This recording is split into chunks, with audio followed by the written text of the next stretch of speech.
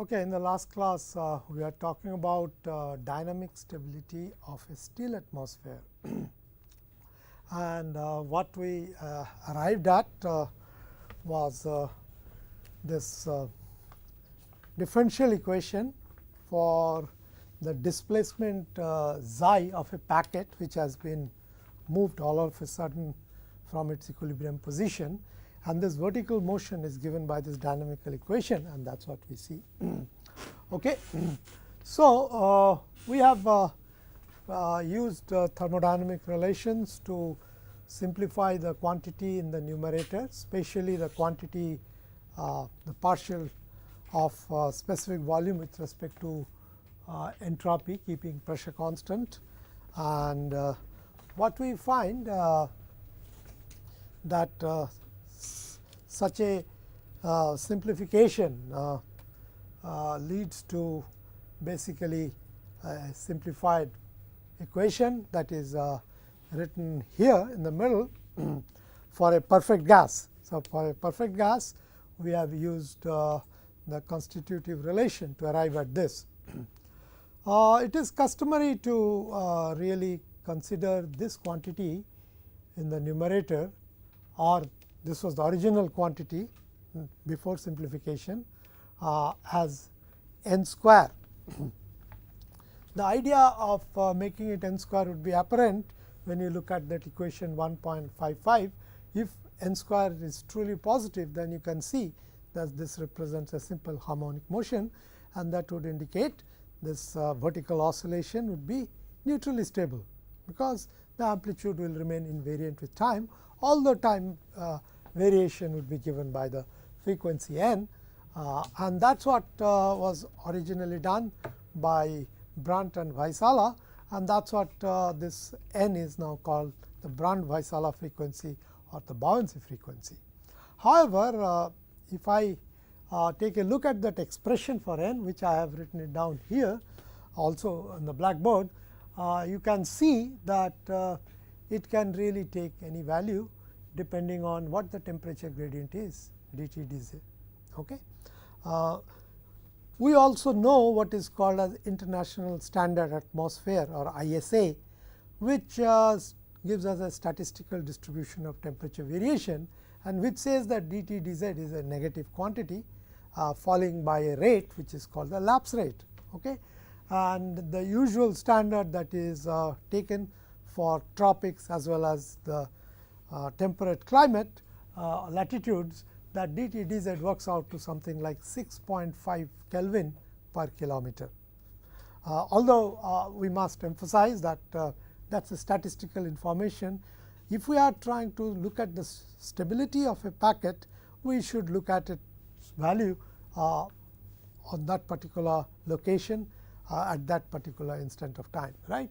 So, there is always this possibility that n square can become negative, and if n square becomes negative, then what you see that the fundamental solutions are e to the power mod n t, and another fundamental solution is e to the power minus mod n t. So, you clearly see the presence of this part, the first part would indicate to you that this is going to grow in time, right. That is the issue. Okay. So, what happens is we need to really look at it a little more carefully, that for dry air we know the value of Cp, and along with the value of G we can find out G by Cp works out to something like minus 0.01, and if you really want stability, then this quantity within bracket should be positive. That would require that dt dz should be greater than G by Cp, right. So, this dt by dz equal to 0.01, this basically represents the borderline. Okay. If dt dz is less than this, then of course, you will have instability. If it is greater than this value, limiting value, then we will have stability. Okay. So, what happens is this value of dt dz equal to 0.01 comes from the expression of ds dz, how the entropy of the ambient air is changing with height. So, this is the reason that this kind of fall in temperature called the lapse rate, this value corresponds to the case where S does not vary with height. So, that is your isentropic case. So, that is why this quantity is called the dry adiabatic lapse rate. Why it is dry? Because the value of Cp is calculated for dry air.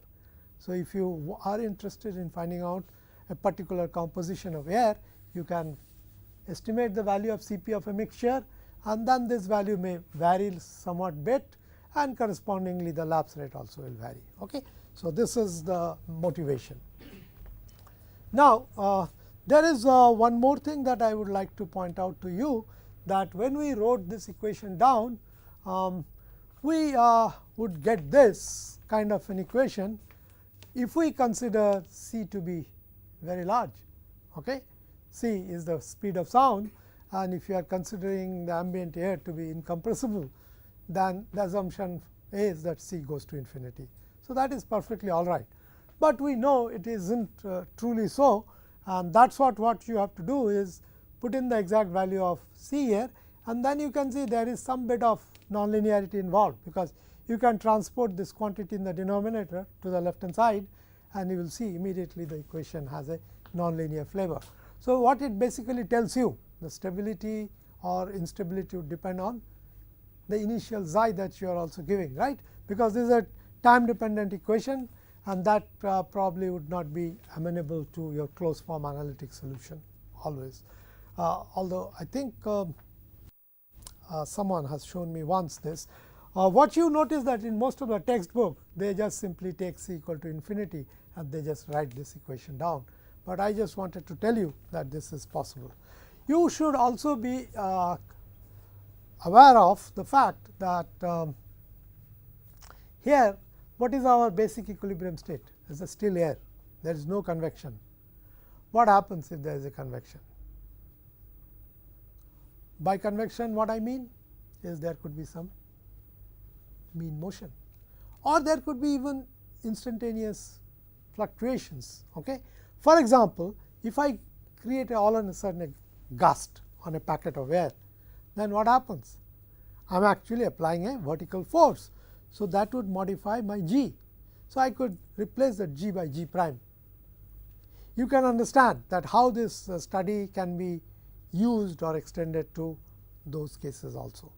So, do not just simply confine yourself to what most of the textbook write as this equation.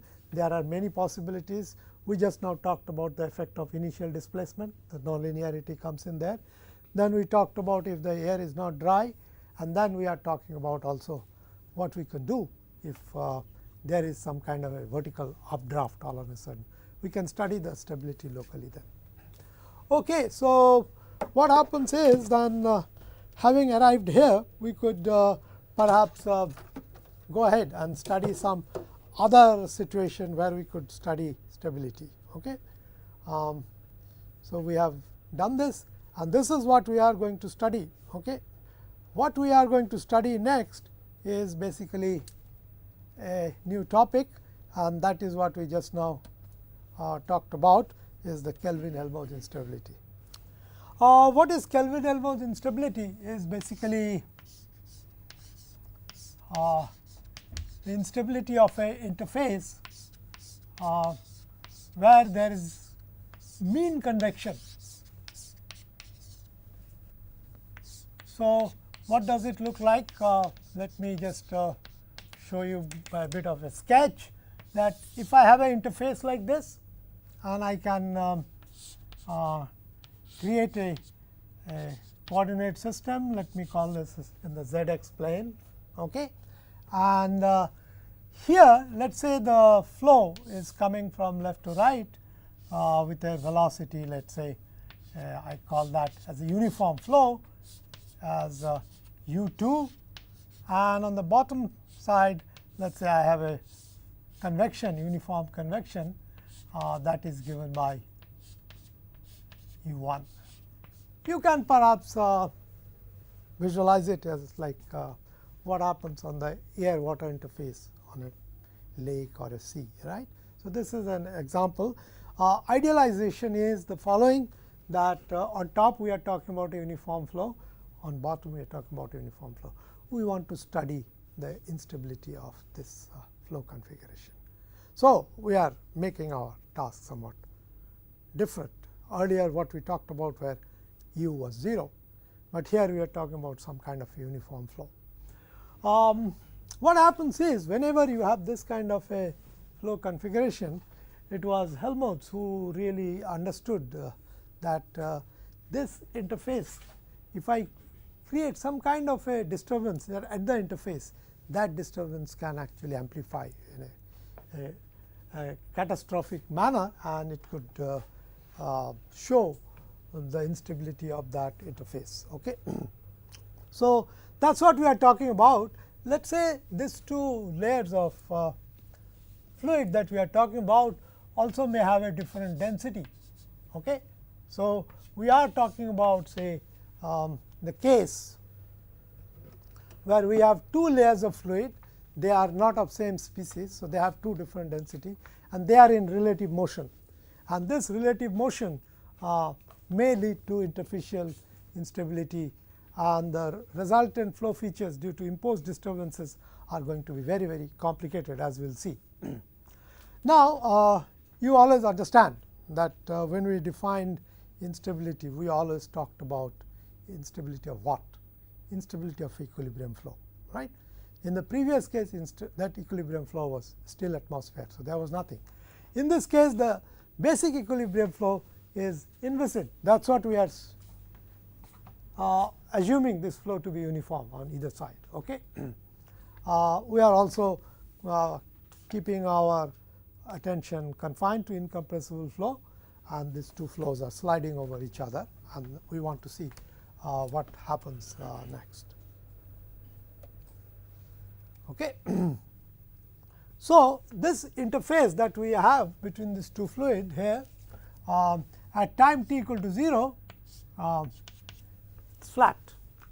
Then what we are doing, we are going to give it some kind of a disturbance here, right, and that disturbance quantity, this height over the mean path, this quantity is what we are calling as ZS. That is what your equation 5.7 indicates, and that is going to be a kind of a. Now, think of the flow as the following, that we have the y plane perpendicular to the plane of the board. So, what is going to happen? We are talking about the interface in the xy plane. So, at t equal to 0, this is the definition of the interface is z equal to 0, but later on subsequently it will be a function of x, y and t. And let us also keep our formulation simple by considering a small amplitude disturbance. Okay. So, that smallness of the disturbance amplitude is prescribed by this quantity epsilon, right.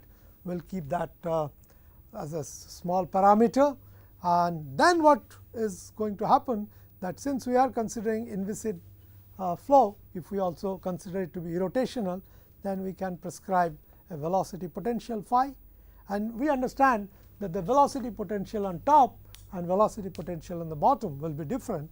So, on the top let us call that as phi 2, and on bottom we will have phi 1. Since we have a uniform flow already, so I know corresponding to that uniform flow del phi del x equal to u 1 or u 2. So, that is why I could write out a single equation by writing it as phi j with a tilde, that should be equal to u j times x. Now, what has happened? It is a linearized approach. So, I could superpose solution. So, I have the basic equilibrium flow given by this the first part, and to that I will say that there is a proportionate disturbance potential occurring in each phase, which I will call as phi 1 and phi 2, and since we are talking about a small parameter displacement. So, I multiply this also by scale it by epsilon, right. So, what happens is I can see very clearly that this the governing equation for this disturbance potential is simply nothing but given by the Laplacian, because we are talking about inviscid rotational flow, right. That is what it is. you take its second derivative, this does not exist. So, that is this part is automatically a solution of phi. So, phi tilde del square phi tilde is equal to del square of this quantity, that is what we are going to see. Okay. So, let us now go ahead and see what we can do. Now, if I want to solve the governing differential equation that we have just now seen, need the boundary condition. Well, what are the boundary segments here? One segment of the boundary is the interface, and another segment of the boundary is infinitely above and infinitely below, because we are talking about an unbounded flow separated by that interface.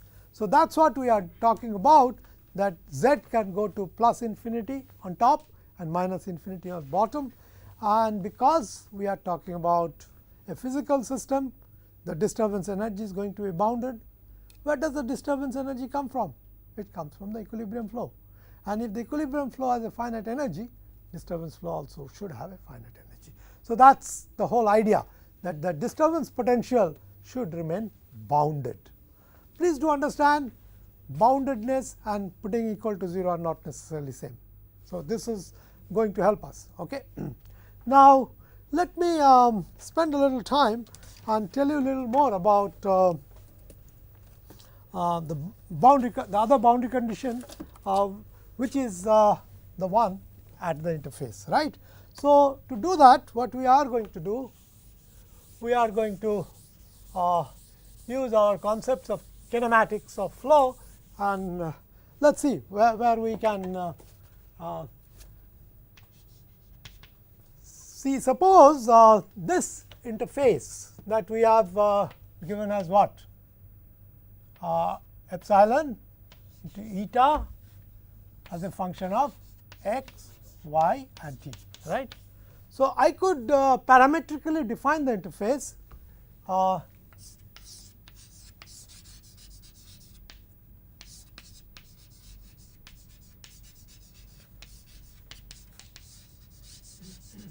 by this f, which I will write it as z(s) minus epsilon eta x y t, right. So, this is equal to 0, that is the definition, right. So, f equal to 0 is the definition of the surface. If that is indeed the case, then what we could do is in subsequent time what will happen to this interface, because these are not two miscible fluid, they are not going to mix with each other. So, subsequently at all time its total derivative should be equal to 0. And what do we get this total derivative as? Del f del t plus, well, you know what we will have to do, we will have to take the convective path. So, that I will write it as del f del x, and I will write the corresponding part as dx dt, and similarly I will write del f del y dy dt plus del f del z dz dt. So, basically what we have done, think of the following, that I have taken a df, and that is nothing but del f del t plus del f del x dx, del f del y dy, and then if I take the substantive derivative, then I will get this local part and this. And what are these quantities? These quantities are going to be the component of the velocity of the boundary motion, right. So, what happens is that boundary motion, I will call it as V b, is nothing but dx dt unit vector plus dy dt the unit vector and dz dt the unit vector in the z direction, right. Now, if I look at it, then this equation I could write it as in this form, that del f del t plus, then what happens to this? This is going to be V b dot gradient f. So, this is written more like a coordinate frame independent quantity, right. So, we are talking about a coordinate frame independent quantity. Now, if I talk about a unit normal on the surface and I call it like E hat. So, E hat is basically the unit normal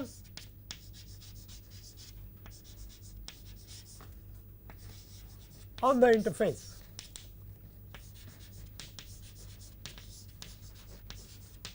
Right. So, what do we get? What is this E hat? We know what this E hat is, that is grad f divided by mod of grad f. This we know, right. This we know from our basic calculus, that that is what it is going to be. What else do we know? That on the interface the boundary motion must match also the fluid motion, right. So, what we get actually then, we also have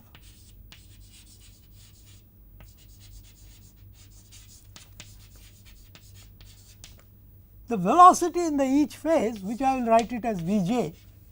On the top surface it will be V 2, on the bottom surface it will be bottom part of that same surface it will be V 1.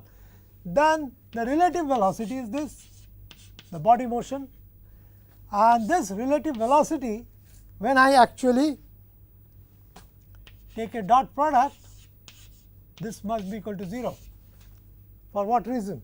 That the normal velocity is 0. E defines the normal. So, what we are saying, there has to be no 0 normal velocity on either side, otherwise mass conservation will break down, right. So, this is what we must have. So, basically then what we are seeing, that this is the relation, and then I could use this here, because this is a vector, right. So, what I am getting is V j minus V b dot product, and this equal to 0, because the modulus of that I can put it on the right hand side, and this is what it is. So, what we are seeing here, that V b dot del f should be equal to V j dot del f. So, this is what we are going to use. So, our this equation that we have written here is going to be something like del f del t. So, this part I could write it as del f del t plus V j dot grad f equal to 0, and this j actually corresponds to 1 and 2. So, we are basically from one boundary condition we came out with two boundary conditions, because we have to solve the problem in these two different side of the interface separately. So, we need adequate number of boundary conditions. So, this is what we are going to look at, and I will just simply erase this, and what we are going to see then, basically we have two sets of boundary conditions. Now, what is our f? We have just had it here. F was nothing but z minus epsilon eta x y s x y t, right. So, from there what we find, del f del t would be what? Would be equal to epsilon del eta del t, isn't it? Okay. And what about del f del z?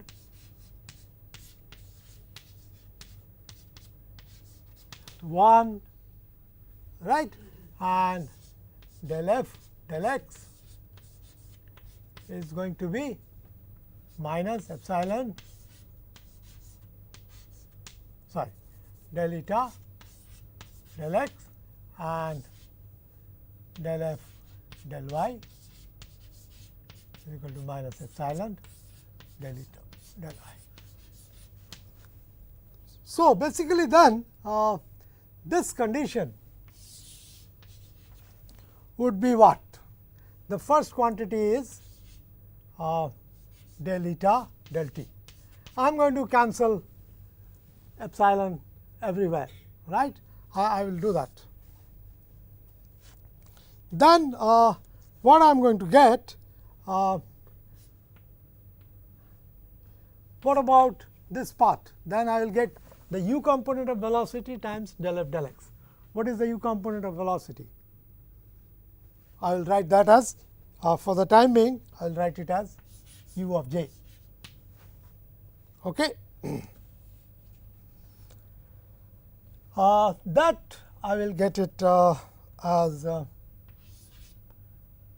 del eta del x. Well, I have epsilon everywhere, so that is what I am not writing this, and V j will be del eta del y, and I will have W j, and since I have taken a minus sign everywhere. So, what I am going to get is get this as equal to minus W j will be equal to 0. Okay. So, this is going to be my boundary condition for both the phases. I will note down the values of the different j's and we will work it out that way. So, that is precisely what you see in the blackboard here in 1.511 is how it is derived there. So, this is the detailed derivation. Now, what you notice that these quantities, now I have taken out epsilon, but what about u j? U j has two components, one coming from capital U j, the mean motion, plus the disturbance quantity. So, if I am being consistent, if I am writing the quantity of the same order, then I will not write that del phi j del phi j del x times this quantity, that will be a lower order quantity. So, what happens is this actually then can be simplified in what we have written it there. Okay. We have written it there. So, what you find then that this quantity is what? This is a small quantity multiplying by another small quantity. So, if I have not if I have skipped a few steps, let me fill it up and explain to you cleanly. Now, what we are talking about here is if I write this equation down, del eta del t, this, and then we are talking about u j plus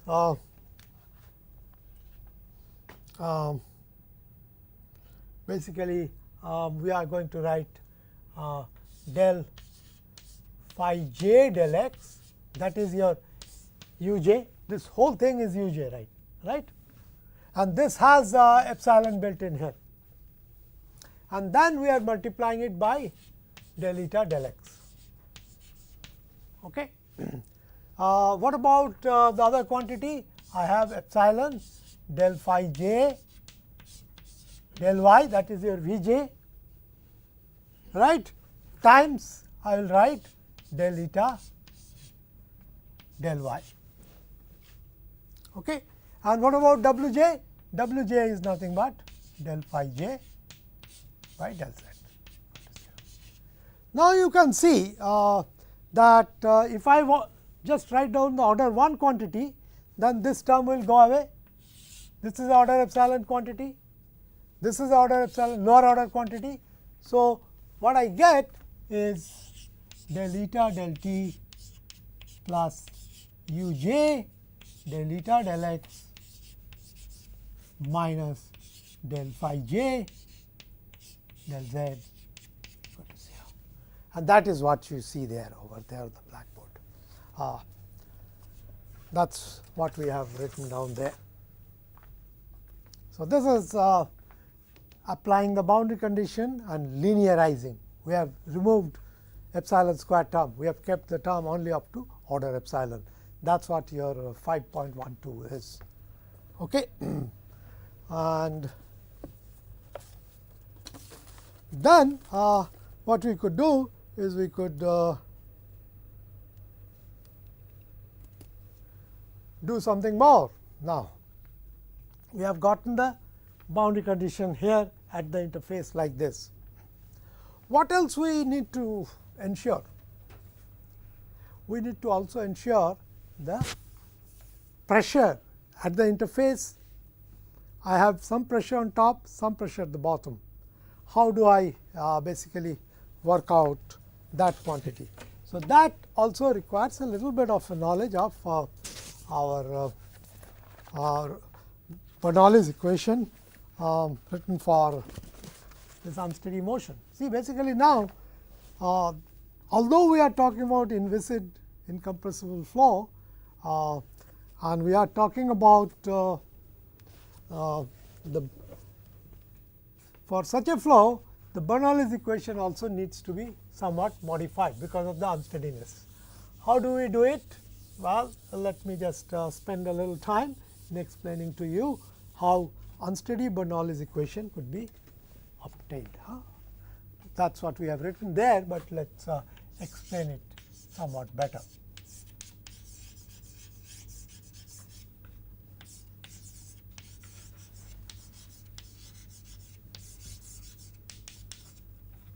I will give you a quick derivation of it starting from the Navier-Stokes equation.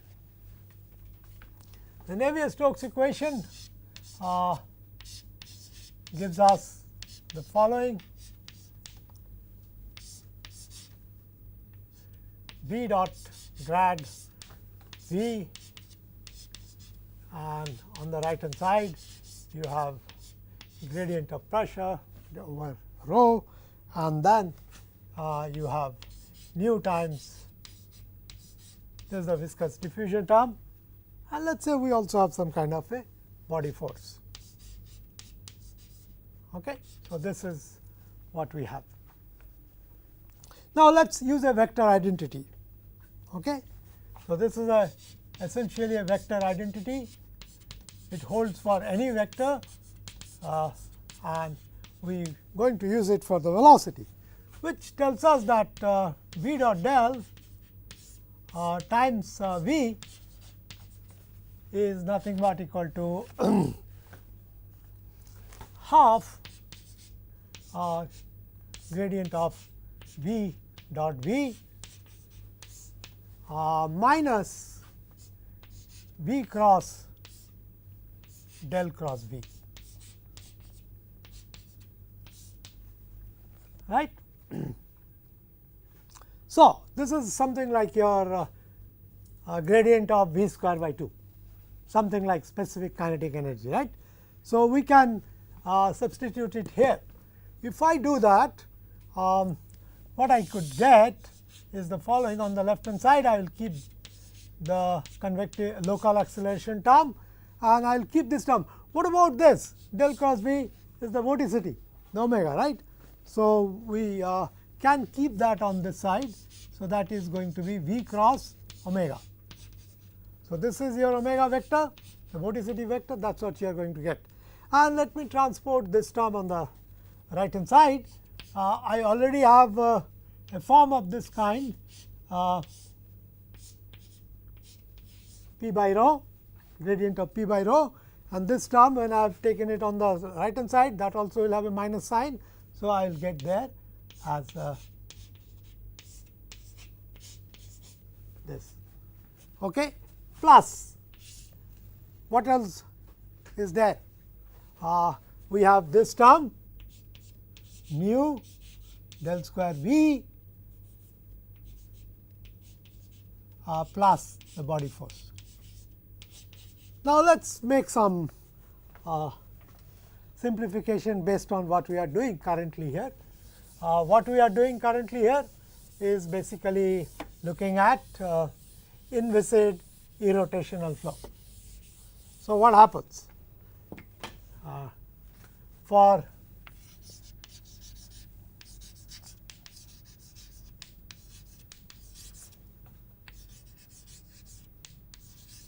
inviscid irrotational flow, what we can do? Irrotational flow. So, what is this? Identically 0, right? And inviscid means the viscous diffusion term is also equal to 0, right? So, I will write that term equal to identically equal to 0. Okay. We have retained a body force term. Okay. Suppose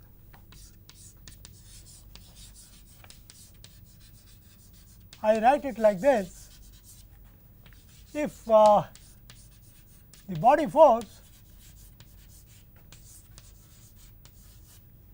is conservative,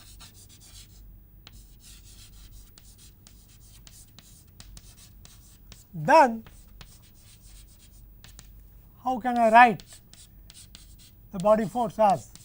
A conservative body force would be minus a gradient of a scalar quantity. Let me call that as some scalar quantity h. Then what do I get from here? You can see that we have this, and because it is irrotational flow, so a potential exists. V itself is going to be gradient of phi, right. So, the first term on the left hand side is going to be del t of gradient of phi. I can interchange the time derivative operation with the spatial gradient operation, and that would give me, and I put it on this side. So, what I am going to get? So, let me write it down. So, I am going to get gradient of del phi del t, that is that term. So, this term has gone, and on this side I have gradient of p by rho plus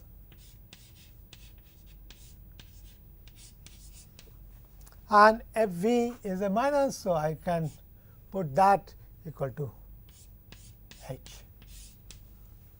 Okay. So, what we could do is now we can transpose this term also on this side, and then I am going to get the gradient operator operating on del phi del t plus p by rho plus v square by 2 plus h, that is equal to 0, right. So, what does it tell us? If the gradient of that quantity is equal to 0, that means that quantity must be equal to constant anywhere I look at in the flow field, right. So, that is going to be your unsteady Bernoulli's equation that we started looking at it. Now, because we have two phase, one on top, one at bottom. So, what I would get, I will write this as this, and this as this, and this will be corresponding V j, right. So, if we basically talk about P j as the pressure on either side of the interface, then we get that. That is what we have written it down here, because now you can see here the body force is due to gravity, right. So, the interface is deflected by a height, say eta, epsilon eta. So, the or eta cap. So, then I get capital H is equal to g eta naught. Okay. So, that is precisely what we are going to use on either side. Now, of course, you have seen what we have defined. The pressure must be continuous, right. If I neglect surface tension, if the surface tension is not considered at all, the pressure must be same coming from top as well as going up from the bottom. So, if I equate this, then I will get a set of terms. One would correspond to order 1 term. Order 1 term will have this quantity, and what about here? It will have a order 1 term.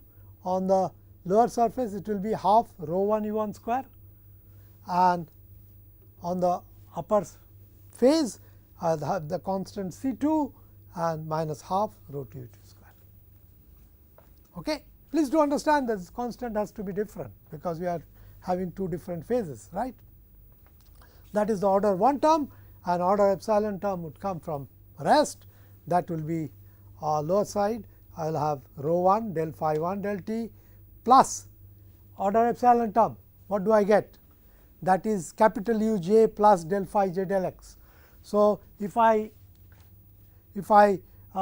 only keep the order epsilon term, that will be the 2 terms, that quantity, and there is a half. So, that is what we get. So, this is order epsilon term, and from here I get g eta, and the same way I will write it there. So, you see that how this thing can be really taken care of, right.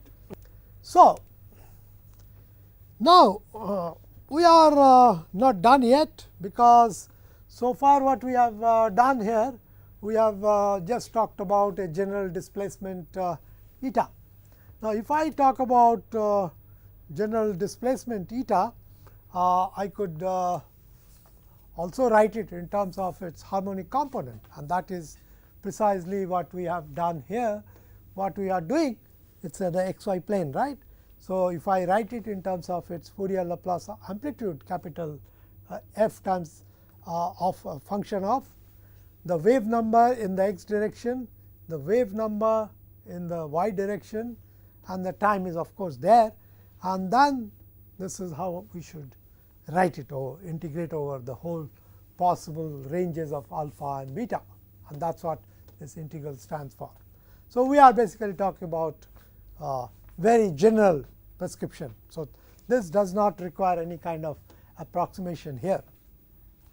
The same way, what we could do is we could also basically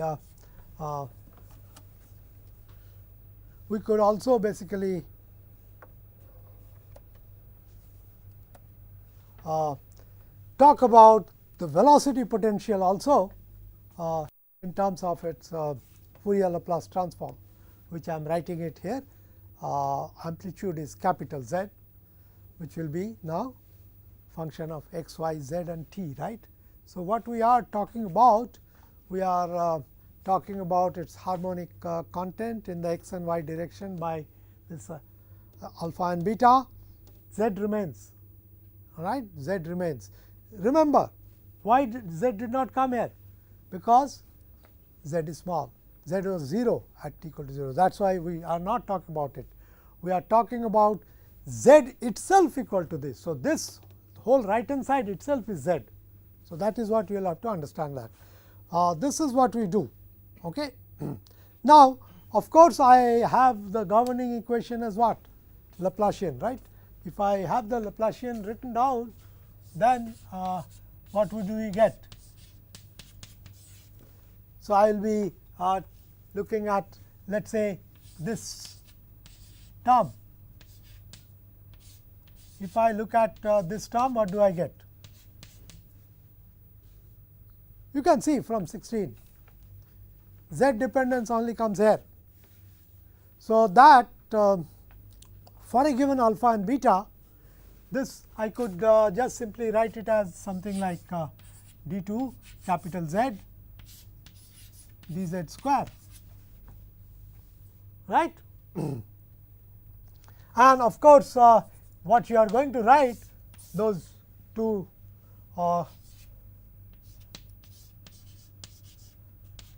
other factors. One corresponds to the phase e to the power this times the area in the spectral plane, that is d alpha d beta, right. So, that is what you are going to get. What about a term like this?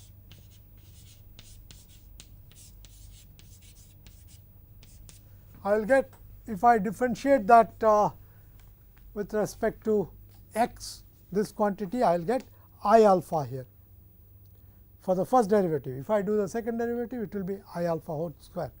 So, that I will get as minus alpha square. So, that is what we are going to get. We are going to get a minus sign, and then I will have this capital Z times alpha square. Minus sign has been put outside.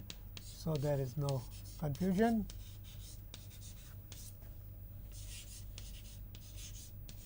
And you can see similarly, I could also write down del square phi j del y square.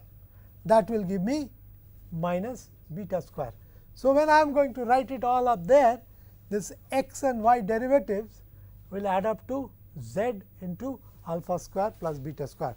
So, I just would basically talk about the sum of that squares as k square. Physically, what is k? See, we are talking about interfacial perturbation, which has a wave number in the x direction alpha and in the y direction beta. So, what is the net resultant? Resultant would be in the k direction, right. That is what we are talking about. So, if I have this is alpha and this is beta. So, I alpha plus j beta would be in the k direction, right. So, that is what we are seeing. So, if I now substitute all of this, if I now substitute all of this in this equation, then what do I get? I will get the following equation, that I will have integral, and I have minus alpha square plus beta square into z, and the second derivative with respect to z will give me this quantity d2 square z dz square, this times e to the power I alpha x plus beta y d alpha d beta equal to 0. So, if this integral is equal to 0, the integrand must be equal to 0, right. So, that is what we find is the governing equation for this amplitude as a function of z, right.